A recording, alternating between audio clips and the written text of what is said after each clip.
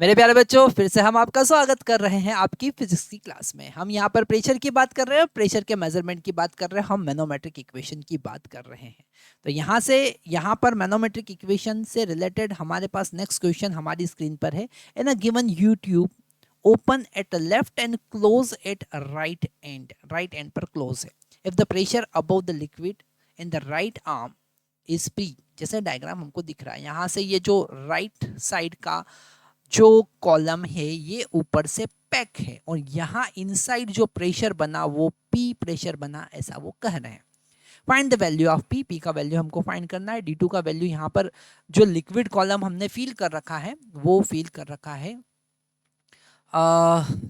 25 centimetre with density 2 into 13.6 ग्राम पर CC. और D1 जो है जिसमें यहाँ पर लिक्विड फील है, ये रेड कलर से हम हाईलाइट करते हैं, और यहाँ पर जो है वो मर्क्यूरी है 13.6 ग्राम पर सीसी। एटमॉस्फेरिक प्रेशर पी है 76 सेंटीमीटर Hg है। पी का वैल्यू हमको फाइंड करना है। अब हम यहाँ पर मैनोमेट्रिक इक्वेशन यूज करेंगे। मैनोमेट्रिक इक्वेशन यूज करने के लिए हम एक पाथ चूज करेंगे, और पाथ चूज कैसा करेंगे जरा ध्यान से समझते हैं। तो हम यहाँ पर एटमॉस्फेरिक प्रेशर पी ए से वर्टिकल डाउनवर्ड मूव करेंगे, और हम एक्स डिस्टेंस और वर्टिकल डाउनवर्ड मूव करेंगे, पर ये होगा मर्क्यूरी में। ठीक है, तो यहाँ पर और नीचे गए, फिर हम हॉरिजॉन्टल डायरेक्शन में मूव करेंगे, और फिर हम वर्टिकल। अब यहाँ पे तो एटमॉस्फेरिक प्रेशर पी आ गया, सॉरी ये जो पी है जिसे हमें फाइंड करना वही प्रेशर आ गया, तो आपको और कहीं जाने की जरूरत नहीं है। अब हम देखते हैं यहाँ पर इक्वेशन लगाते हैं। तो सबसे पहले एटमॉस्फेरिक प्रेशर आया पी ए, ठीक है, पी ए जिसको हम 76 mm ऑफ Hg लिख सकते हैं। तो पी ए, फिर हम वर्टिकल डाउनवर्ड गए तो प्लस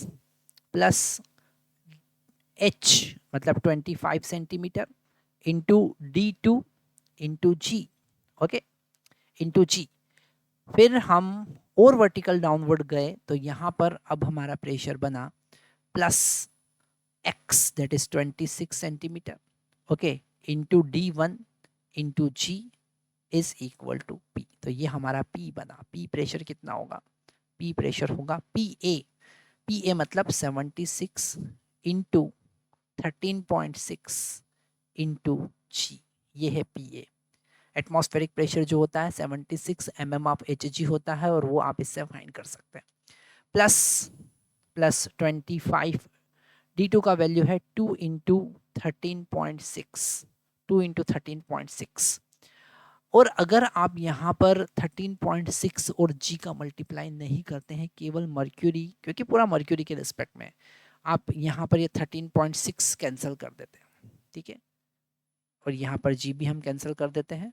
तो अब हमारा जो यूनिट बन गया mm ऑफ Hg में बन गया।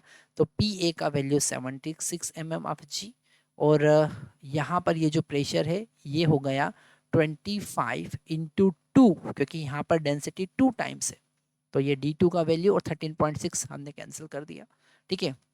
जी का वैल्यू भी यहाँ पर सब्ट्रैक्ट हुआ, क्योंकि यहाँ पर सारा जो हमने कैलकुलेशन किया है वो mm ऑफ Hg में कैलकुलेशन किया, ठीक है। तो यहाँ पर हमारे पास में जो कॉलम आया वो 25 इंटू 2, क्योंकि यहाँ पर डेंसिटी डबल है, यहाँ पर लिखा हुआ डेंसिटी डबल है, प्लस 26 और डेंसिटी 13.6 है, जी से डिवाइड कर चुके हम। तो P इज इक्वल टू हमको मिला 76 प्लस 50 प्लस 26, इसे ऐड करेंगे, 6 प्लस 6 2 हो जाएगा, और 12 हो जाएगा, और यहाँ पर 4, ये हो जाएगा 3 प्लस 7 10, 10 प्लस 5 15। तो हम लिखेंगे 152 mm ऑफ Hg, ये हो जाएगा हमारा P का वैल्यू। कितना हो जाएगा? 152 mm of Hg।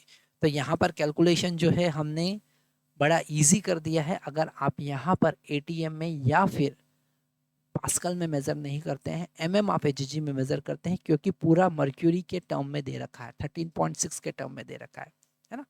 Thank you very much.